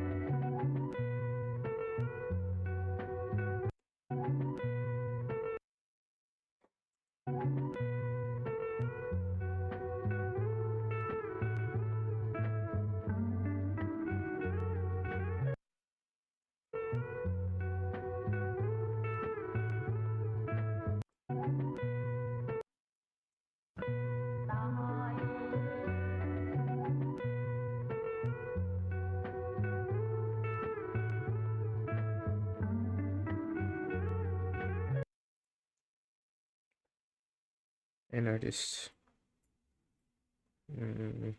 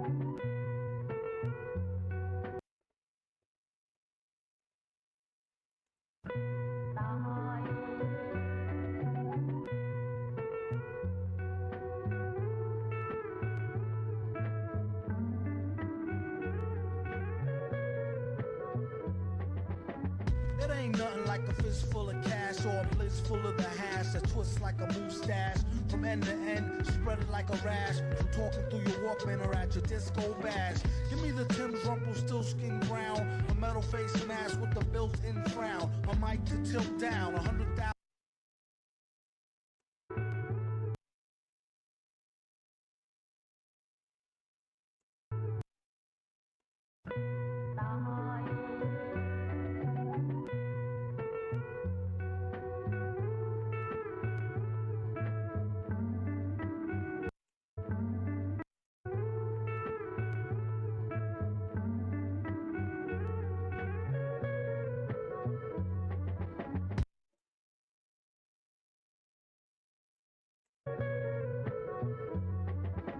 It ain't nothing like a fist full of.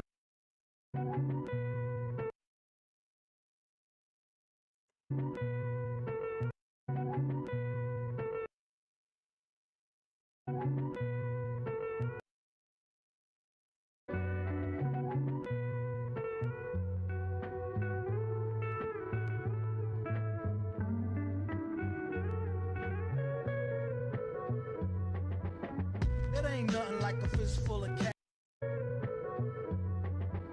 It ain't.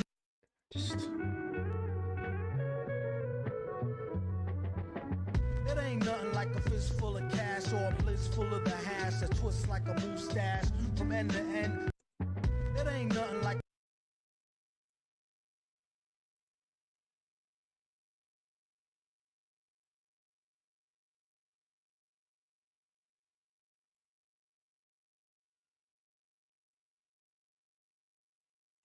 It ain't nothing like a fist full of cash or a blitz. It ain't nothing like a fist full of cash.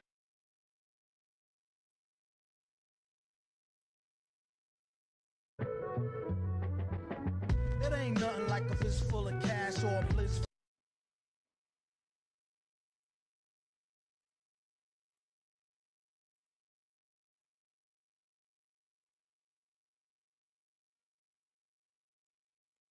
It ain't nothing like a fist full of cash or a.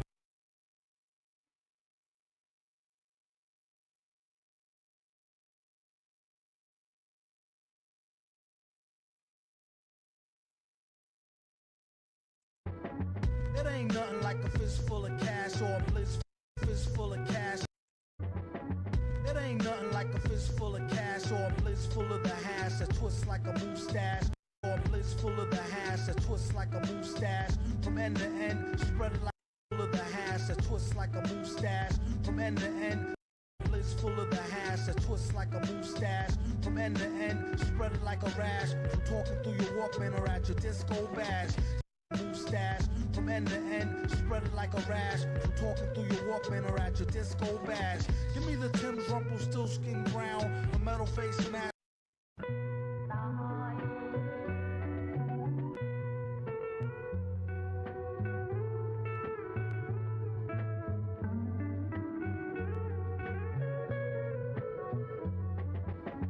It ain't nothing like a fist full of cash or a blitz full of the hash that twists like a moose.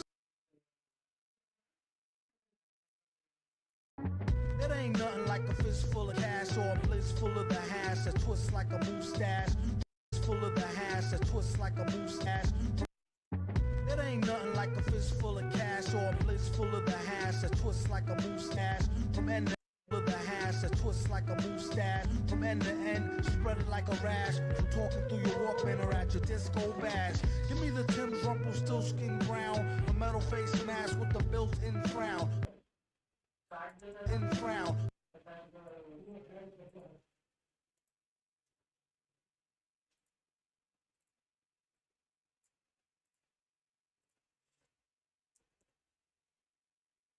In frown, the built-in frown, a mic to tip down, 100,000 pounds.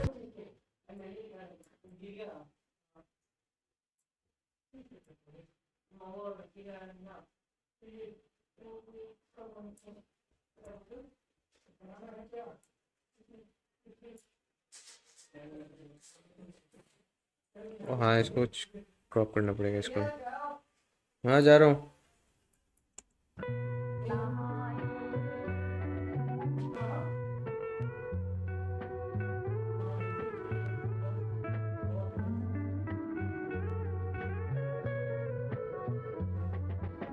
It ain't nothing like a fist full of cash or a blitz full of the hash that twists like a mustache from end to end, spread it like a rash. I'm talking through your Walkman or at your disco bash. Give me the Tim's Rumpelstiltskin brown, a metal face mask with a built-in frown, a mic to tilt down 100,000 pounds, and see how kilt sound like spilt milk, clown. Cocoa butter on a very ashy day, fam. Ray-Bans out on the